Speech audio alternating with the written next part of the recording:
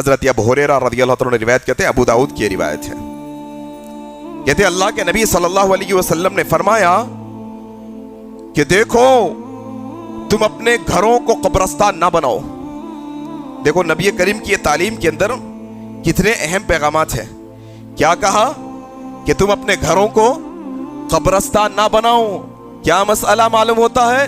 جہاں قبریں ہوتی ہیں وہاں پر زندہ انسان نہیں ہوتے، اور جہاں قبریں ہوتی ہیں وہاں پر انسانوں کی رہائش گاہ نہیں ہوتی، مردے ہوتے۔